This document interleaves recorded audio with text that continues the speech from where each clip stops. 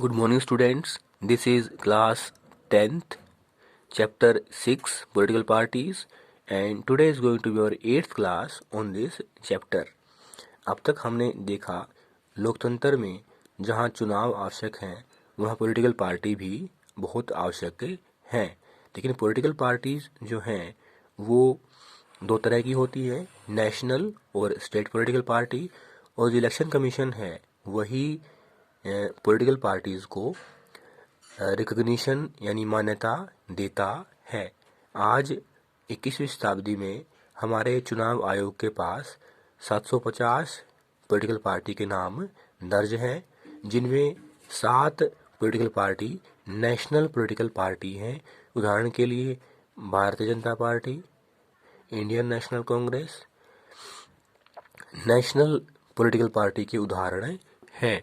जब कोई political party या जब एक लोगों का समूह एक साथ इकट्ठे होकर चुनाव लड़ता है और सत्ता में आता है, उसे पॉलिटिकल पार्टी का नाम दिया जाता है।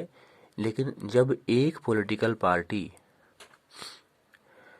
किसी राज्य के विधानसभा चुनाव में, लेजिस्लेटिव असेंबली के चुनाव में कुल मतों का 6% अपने नाम कर लेती है और 2 MLA की जो सीट है वो अपने नाम कर लेती है, तो इलेक्शन कमीशन ऐसी पॉलिटिकल पार्टी को स्टेट पार्टी का नाम दे देता है। स्टेट पार्टीज को ही रीजनल पार्टीज, क्षेत्रीय दल का नाम दिया गया है।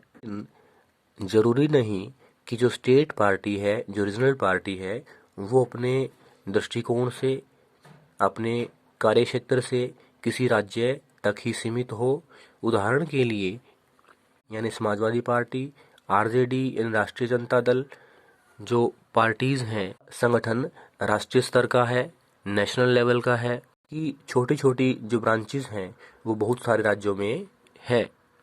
इनमें से कुछ जो रीजनल पार्टी हैं जैसे Biju Janata Dal, Sikkim democratic front, Mizo national front, Telangana राष्ट्रीय समिति, ये अपने राज्य तक ही सीमित हैं और अपने जो राज्य की जो पहचान है, जो स्टेट आइडेंटिटी है, उसके बारे में ही ज़्यादा सचेत हैं, कॉन्शियस हैं। बीएसपी है, जो पी है, समाजवादी पार्टी है, वो उत्तर प्रदेश में सक्रिय है और जो आरजेडी है वो बिहार में ज़्यादा सक्रिय है। भारत एक विविधता वाला देश है और जनसंख्या की दृष्टि से भी दूसरा बड़ा देश है। तो हम देखते हैं कि यहाँ मल्टी पार्टी सिस्टम, बहुदलीय व्यवस्था का होना स्वाभाविक है।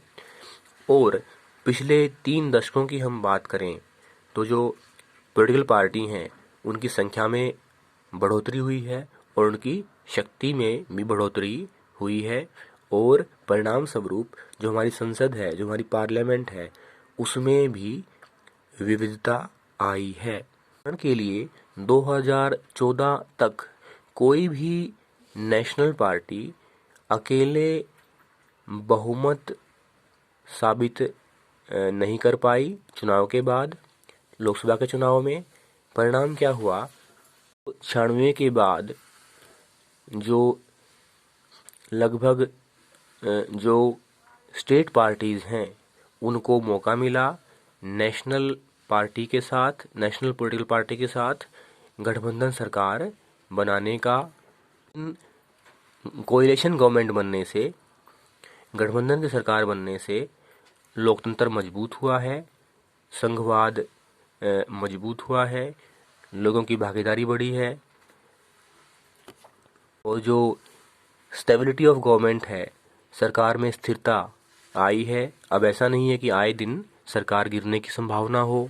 क्लास में हम जानेंगे राजनीतिक जो दल हैं, जो पॉलिटिकल पार्टीज हैं, उनके सामने लोकतंत्र में कौन कौन सी चुनौतियां हैं। थैंक्स।